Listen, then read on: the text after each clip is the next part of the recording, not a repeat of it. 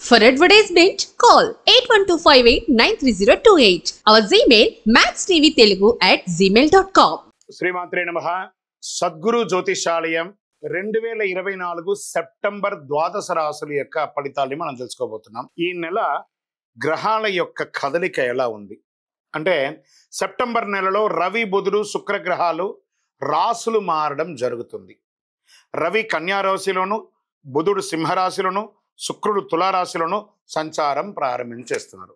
దీని ద్వారా ద్వాదశ రాశులకి ఎలా ఉండబోతుందో ఒక్కొక్క రాశిగా మనం విశ్లేషించుకుందాం.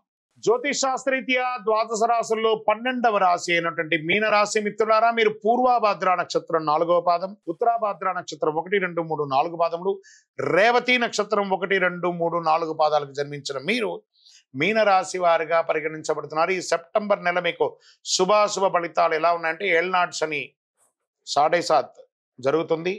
శని 12వ స్థానంలో సంచరిస్తూ మీనరాశి వారి నెల మొత్తం కొన్ని విషయాల్లో జాగ్రత్తగా ఉండాలి.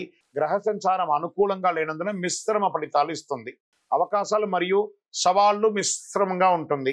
నెల మొత్తం ఈ రాశిలో రాహు ఉండడం, బృహస్పతి 3వ ఇంట్లో ఉండడం, 5వ ఇంట్లో బుధుడు ఉండడం, కుజుడు ఈ నెల మొత్తం 4వ ఇంట్లో ఉండడం. ఏ ప్రయత్నం తలబెట్టినా విజయం సాధిస్తారు, కానీ మిశ్రమంగా ఉంటుంది. గృహ వాహన సౌకర్యాలు మీ దృష్టి పెడుతుంది. వ్యాపారాల్లో మీ ఆలోచన ఫలించి అద్భుతంగా ఉంటుంది. మాస ద్వితీయంలో జాగ్రత్త. డాక్టర్లు, లాయర్లు తదితర వృత్తి నిపుణులకి డిమాండ్ పెరుగుతుంది. మీ స్నేహం దెబ్బతినే అవకాశం ఉంటుంది. స్నేహితులతో మాట్లాడేటప్పుడు జాగ్రత్త. ఆఫీసులో సహ ఉద్యోగులతో పదోన్నతి, జీతాల పెంపు వంటి ప్రయోజనాలలో కాస్త జాప్యం. కానీ మాస ద్వితీయంలో అధికారుల నుంచి ప్రశంసలు పొందుతారు. వ్యాపారంలో ఆశించిన లాభాలు పొందుతారు. శత్రువుల వల్ల కాస్త సమస్యలు వచ్చే అవకాశాలు ఉన్నాయి. కొత్త వ్యాపారాలు ఏదైనా మీరు మొదలుపెట్టుంటే అది విజయవంతంగా ఉంటుంది.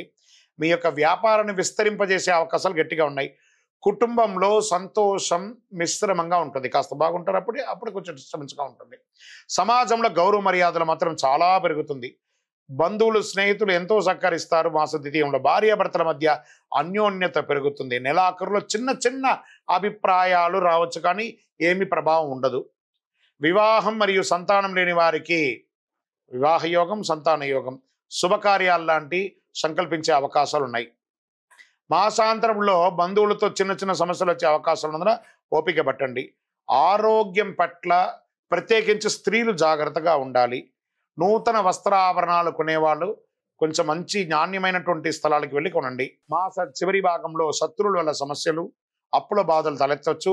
ఇతర రాష్ట్రం, ఇతర దేశాలకు వెళ్ళే అవకాశాలు ఉంటాయి. కోర్టు వ్యవహారాలు కాస్త జాప్యమయ్యే అవకాశాలు ఉన్నాయి. ఆధ్యాత్మిక పట్ల ఉత్సాహం పెరుగుతుంది. విద్యార్థులకి ఈ మాసం 15వ తారీఖు వరకు బాగుంటే 15 తర్వాత కాస్త మిశ్రమంగా ఉంది. ఆరోగ్యపరంగా జాగ్రత్తగా ఉండాలి. రాజకీయ నాయకులకి మిశ్రమం. దస్తావేజులు జాగ్రత్త అండి. మీ యొక్క డాక్యుమెంట్స్ ఏమైనా ఉంటే జాగ్రత్త. షేర్ మార్కెట్ మిశ్రమం. మీడియా రంగం వారికి ఈ నెల చాలా బాగుంది. కళాకారులకి బాగుంది. ఇండస్ట్రీస్ జోన్ వెళ్ళే వాళ్ళు ఆ ఇండస్ట్రీ టూర్కి వెళ్ళే అవకాశాలు ఉన్నాయి. చంద్రాష్టమం ఈ నెల 6/9/2024 11 గంటల రాత్రి నుండి 9/9/2024 11 గంటల 28 నిమిషాల ఉదయం వరకు చంద్రాష్టమం ఉంటుంది. జాగ్రత్త. మంచి రోజులు ఏమైనా ఉన్నాయా సెప్టెంబర్లో అంటే 1, 3, 10, 13, 22, 27 ఇలా బాగుందని చెప్పచ్చు. పరిహారం ఏమైనా ఉందా ఈ నెల అనుకుంటే నవగ్రహ సన్నిధిలో గురు భగవానునికి నూనె దీపం వెలిగించండి. పసుపు పూలతో పూజించండి. శని భగవానునికి ప్రార్థన చేయండి. శని భగవానునికి 19 ప్రదక్షిణాలు చేయండి. దక్షిణామూర్తి శ్లోకం చేయండి. మీ వయసు ఎంత ఉందో అన్ని దీపాలు వెలిగించండి. కరుంగాళి మాల ధరించండి. మీ యొక్క సంపూర్ణ జాతకం తెలుసుకోవాలనుకుంటే మీ పరిసర ప్రాంతాల్లో ఉన్న జ్యోతిషాస్త్ర నిపుణులను సంప్రదించండి. లేదా మా ద్వారానే తెలుసుకోవాలనుకున్నారా కింది నెంబర్కి మీ date of birth, time of birth, place of birth WhatsApp చేయండి.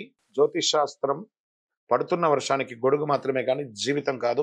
మిమ్మల్ని మీరు నమ్మండి, దైవాన్ని నమ్మండి. విజయవస్తు. ఈ యొక్క ద్వాదశ రాశుల ద్వారా మేము చెప్పినటువంటి ఈ యొక్క రాశి ఫలితాలన్నీ చూస్తున్నటువంటి మా యొక్క బంధుమిత్రులందరికీ నమస్సుమాంజలు. మీరందరూ కూడా ఆయుర ఆరోగ్య ఐశ్వర్య భోగభాగ్యాలతో ఉండాలని అఖిలాండ కోటి బ్రహ్మాండ నాయకుడు శ్రీ ధర్మశాస్త్ర అయ్యప్ప స్వామి వారిని ప్రార్థన చేసుకుంటున్నాం. తిరుపతిలో అయ్యప్ప స్వామి వారి 18 అవతారాల దేవాలయాన్ని బ్రహ్మశ్రీ డాక్టర్ చంద్రమౌళి గురుస్వామి గారు నిర్మించారు మీకోసమే. మీరు తిరుపతికి వచ్చినప్పుడు కపిలి తీర్థానికి దగ్గరలో జీవకోన అనే ప్రాంతంలో ఈ దేవాలయం నిర్మించాం, దర్శించుకోండి. మీకోసం మన దేవాలయంలో లోకక్షేమం కోసం ప్రార్థన చేస్తాను. వందే మాతరం, వందే మాతరం, వందే మాతరం.